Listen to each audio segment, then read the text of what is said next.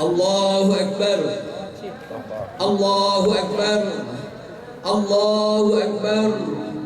Allahu Akbar. Allahu Akbar. Allahu Akbar. Allahu Akbar. Allahu Akbar.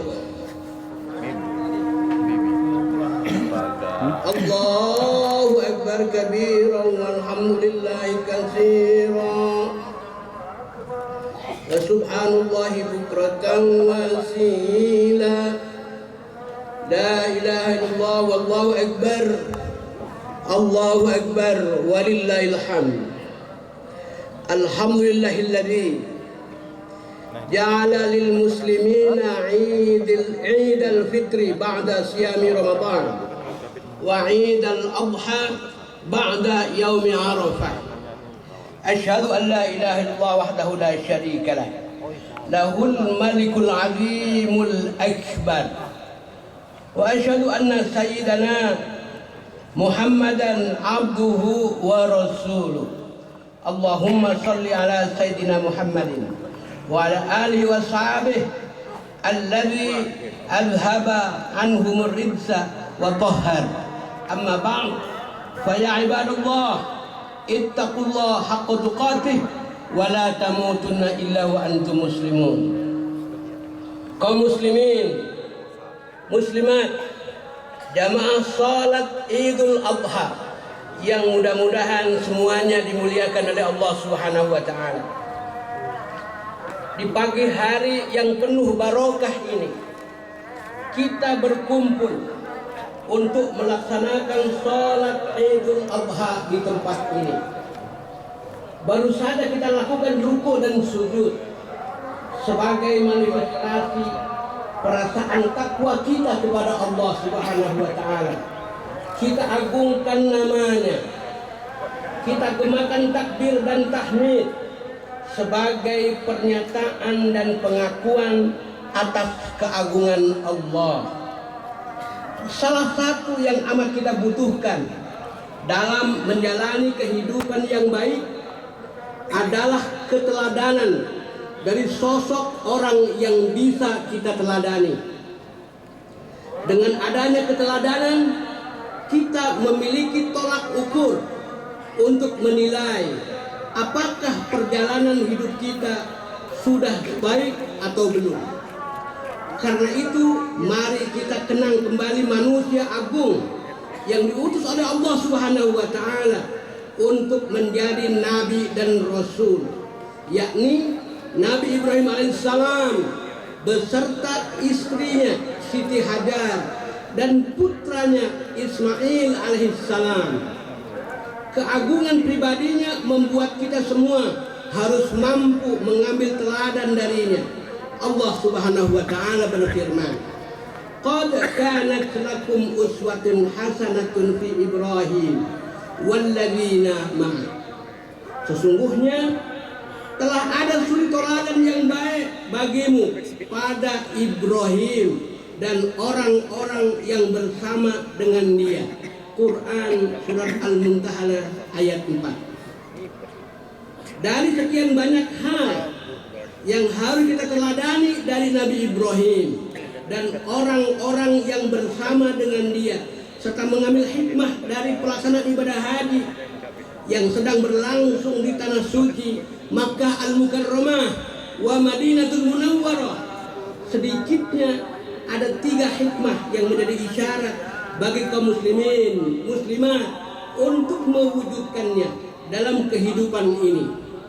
Sebagaimana keinginan Nabi Ibrahim alaihissalam yang tercermin dalam doanya, disebutkan Allah Subhanahu wa taala dalam firman-Nya. Bismillahirrahmanirrahim. Rabbi habli hukman walhiqni bis-shalihin waj'alni lisana sidqin fil akhirin. Nabi Ibrahim berdoa, "Ya Tuhanku, berikanlah kepadaku hikmah dan masukkanlah aku ke dalam golongan orang-orang yang soleh, dan jadikan aku buah tutur yang baik bagi orang-orang yang datang kemudian. Quran surah Asy-Syu'ara ayat 83-84. Ayat di atas mengandung makna simbolik yang mendalam. Pertama, substansi doa yang diinginkan Nabi Ibrahim adalah memiliki ilmu pengetahuan. Dengan ilmu, manusia bisa saja masuk surga dengan selamat. Dan dengan ilmu pula manusia bisa saja masuk neraka jika ilmunya digunakan untuk hal-hal yang negatif, bahkan memperoleh siksa yang lebih dahsyat. Allah Subhanahu wa taala atau hadis Nabi Muhammad SAW bersabda, "Asyaddun nas azaban 'indallahi yaumal qiyamah alimun lam yanfa'hu ilmu." Orang yang paling keras siksanya pada hari kiamat adalah orang yang berilmu tapi ilmunya tidak dimanfaatkannya. Kedua, intisari doa Nabi Ibrahim alaihissalam adalah meminta kepada Allah agar dimasukkan ke dalam golongan orang yang soleh. Padahal Ibrahim adalah seorang nabi yang sudah pasti soleh, tapi beliau masih saja berdoa agar dimasukkan ke dalam kelompok orang yang soleh.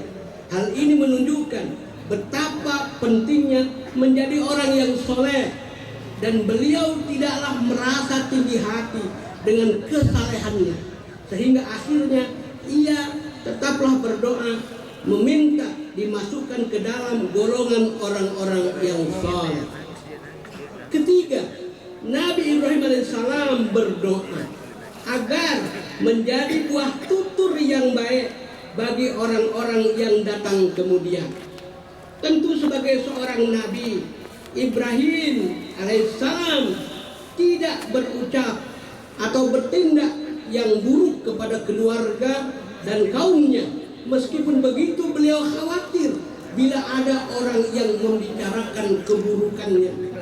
Oleh karena itu, kesempatan hidup kita yang amat terbatas seharusnya digunakan untuk membuat sejarah hidup yang mulia, sehingga menjadi bahan pembicaraan yang baik bagi generasi berikutnya. Manusia terbaik adalah yang paling bermanfaat bagi orang lain. Rasulullah SAW bersabda, "Khairun nas anfa'uhum linnas."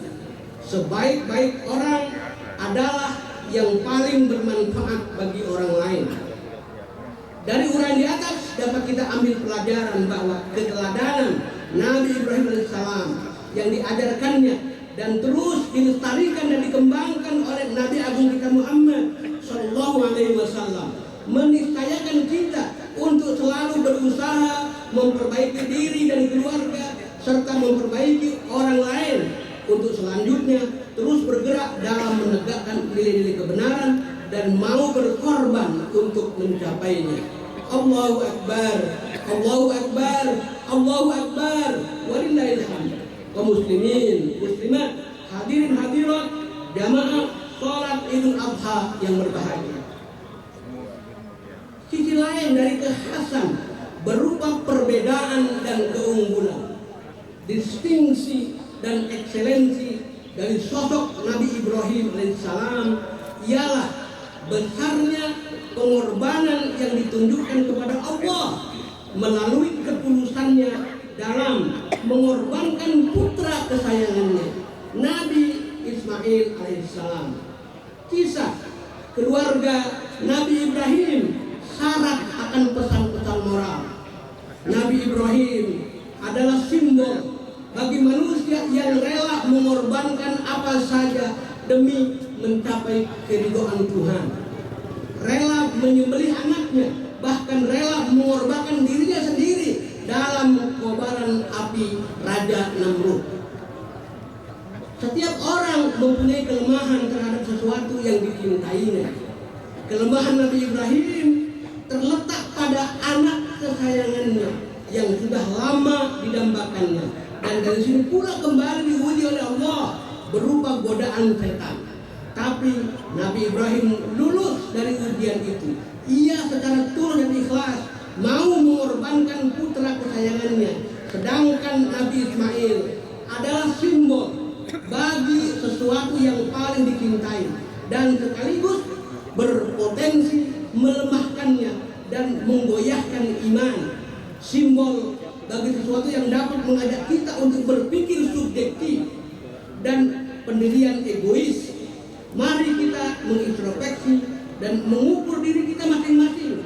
Betapa mulia sosok Nabi Ibrahim alaihissalam yang demikian tangguh keimanan dan komitmennya dalam memegang prinsip-prinsip hidup dengan menunjukkan pengorbanan yang optimal ke jalan yang diridhoi oleh Allah Subhanahu wa taala. Jika kita misalnya sedang berada di puncak karir, sudah relakah kita mengorbankan segalanya demi mempertahankan prinsip-prinsip agama atau ajaran yang kita anut? Nabi Ismail merupakan simbol bagi sesuatu yang amat kita cintai. Sudah barang tentu kita semua memiliki sesuatu yang dicintai. Boleh jadi Ismail kita berbentuk harta kekayaan, berbentuk kendaraan baru, berbentuk rumah mewah, atau jabatan penting, deposito yang banyak, atau kekayaan yang lainnya. Apakah kita sudah rela mengorbankannya untuk mencapai tujuan buat kita bahwa hidup yang sebenarnya, yaitu mencapai ridho dari Allah Subhanahu wa taala? Jika kita sebagai suami, sudah sanggupkah kita meniru ketangguhan iman Nabi Ibrahim, mengorbankan sesuatu yang paling dicintainya demi mengamalkan perintah Allah? Jika kita sebagai istri, sudah sanggupkah kita meniru ketabahan dan ketaatan Siti Hajar, merelakan suaminya menjalankan perintah Allah dan menghargai jiwa besar anaknya? Jika kita sebagai anak, sudahkah kita memiliki idealisme yang setangguh Nabi Ismail, yang rela menjadi korban untuk satu tujuan yang mulia? Semua pertanyaan-pertanyaan di atas yang bisa menjawabnya adalah diri kita masing-masing. Allahu Akbar, Allahu Akbar, Allahu Akbar, walillahil hamd. Kisah-kisah yang ditampilkan Al-Quran sangat patut menjadi pembelajaran buat kita semua. Nabi Ibrahim melahirkan anak paling sejati, disebutkan dalam Al-Quran, Quran Surah As-Saffat ayat 102. Ismail bagi Nabi Ibrahim bukan hanya sebagai anak biologis, melainkan sekaligus sebagai anak spiritual. Bandingkan dengan putra Nabi Nuh, meskipun seorang putra biologis Nabi, tetapi ia menjadi pembangkang dan kufur. Itulah sebabnya putra Nabi Nuh dicap hanya sebagai anak biologis, tetapi bukan anak spiritual ayahnya. Quran Surat Hud ayat 46. Fir'aun adalah sosok manusia yang paling angkuh sedunia yang disebut dalam Al-Quran, tetapi istrinya mendapatkan pujian sebagai istri solehah yang beriman. Quran Surah At-Tahrim ayat 11. Bandingkan dengan istri paling pengkhianat di dunia dalam Al-Quran, ternyata istri Nabi Lut dan istri Nabi Nuh disebutkan dalam Surah At-Tahrim ayat 10. Ini merupakan pelajaran penting buat kita bahwa kehebatan atau kelemahan sosok pribadi dalam keluarga bukan jaminan bagi keluarga lainnya untuk melakukan hal yang sama. Semoga anak keturunan kita tidak menjadi anak keturunan biologis saja, tetapi sekaligus menjadi anak keturunan spiritualitas kita.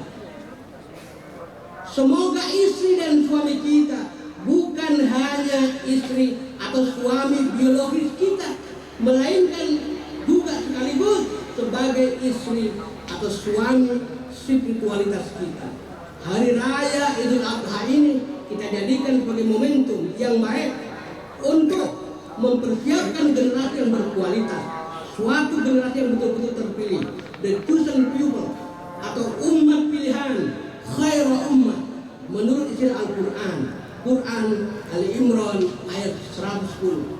Al-Quran juga memberi warning kepada kita agar tidak meninggalkan generasi yang lemah, yang tidak punya daya saing. Wal yakhshal ladzina law taraku min khalfihim dzurriyyatan di'afa. Dan hendaklah takut kepada Allah orang-orang yang seandainya meninggalkan di belakang mereka generasi yang lemah. Quran Nisa ayat 9. Sebaliknya, Al-Quran memberikan dorongan untuk mempersiapkan generasi yang betul-betul profesional, memiliki kemampuan kompetisi yang handal, generasi yang kuat, yang terpercaya, sebagaimana dilukiskan dalam Al-Quran. Inna khaira man istajartal qawiyul amin. Sesungguhnya generasi yang paling baik yang kamu pilih untuk bekerja ialah generasi yang kuat lagi dapat dipercaya. Quran surah Al-Qasas ayat 26. Generasi Al-Qawiyul Amin menurut ulama tafsir ialah generasi yang sehat jasmani dan rohani, serta memiliki berbagai kecerdasan, keterampilan, keunggulan di samping kejujuran dan amanah. Dengan demikian, generasi yang kita persiapkan adalah generasi Al-Qawiyul Amin, yakni generasi tangguh dan terpercaya yang mampu membawa kemaslahatan fid dini wa dunya hatta al-akhirah. Amin ya rabbal alamin. Akhirnya mari kita tutup khutbah ini dengan berdoa kepada Allah Subhanahu wa taala. Semoga Allah mengabulkan permohonan kita semuanya. A'udzu billahi minasy syaithanir rajim. Bismillahirrahmanirrahim. Allahumma ighfir lil mu'minina wal mu'minat wal muslimina wal muslimat al ahya minhum wal amwat. Allahumma ansurna wa innaka khairun nasirin waftah lana fa innaka khairul fatihin waghfir lana fa innaka ghairul ghafirin warhamna fa innaka khairur rahimin warzuqna fa innaka khairur raziqin wahdina wa najdina minal qawmiz zalimin. Allahumma aslih lana dinana alladhi huwa ismatu amrina wa aslih lana dunyana allati fiha ma'ashuna wa aslih lana akhiratuna allati fiha ma'aduna waj'alil hayata ziyadatan lana fi kulli khair waj'alil mauta rahatan lana min kulli syarr. Allahumma mat'na bi asma'ina wa absarina wa quwwatina ma ahyaitana waj'alhu al-waritha minna waj'alhu sa'rana ala man 'adana wa la taj'al musibatana fi dinina wa la taj'al ad-dunya akbar hammina wa la mablagha 'ilmina wa la tusallit 'alaina man la yarhamuna. Ya Allah, ampunilah dosa orang mukmin dan mukminat, muslimin muslimat, baik mereka yang masih hidup maupun yang sudah meninggal dunia. Ya Allah, tolonglah kami, karena Engkau adalah sebaik-baik penolong. Bukalah pintu rahmat-Mu ya Allah. Engkaulah adalah sebaik-baik pembuka. Ampunilah kami, karena Engkau adalah sebaik-baiknya pemberi ampun. Rahmatilah kami, karena Engkau adalah sebaik-baik pemberi rahmat. Berikanlah rezeki kepada kami, Engkau adalah sebaik-baik pemberi rezeki. Selamatkan kami dari orang-orang yang zalim. Ya Allah, perbaikilah agama kami yang merupakan penjaga urusan kami. Perbaikilah dunia kami yang merupakan tempat hidup kami. Dan jadikanlah kehidupan kami sebagai penambah kebaikan kami, serta jadikanlah kematian kami sebagai istirahat kami dalam segala keburukan.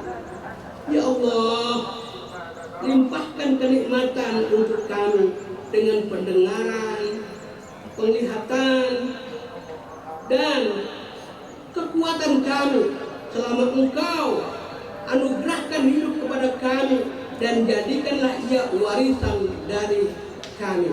Jadikanlah balasan kami atas orang-orang yang menganiaya kami, dan tolonglah kami terhadap orang-orang yang memusuhi kami, dan jangan Engkau jadikan musibah kami dalam urusan agama kami, dan jangan Engkau jadikan dunia ini sebagai cita-cita terbesar kami dan puncak dari ilmu kami, dan jangan Engkau jadikan orang-orang yang tidak menyayangi kami berkuasa atas kami. Rabbana atina min ladunka rahmah wa hayyi lana min amrina rasyada. Rabbana atina fid dunya hasanah wa fil akhirati hasanah wa qina adzabannar. Ibadallah, innallaha ya'muru bil 'adli wal ihsan wa ita'i dzil qurba wa yanha 'anil fahsya'i wal munkar wa ya'idukum la'allakum tadhakkarun. Allahu akbar, Allahu akbar, Allahu akbar, Allahu akbar, walillahil hamd. Wassalamu alaikum warahmatullahi wabarakatuh.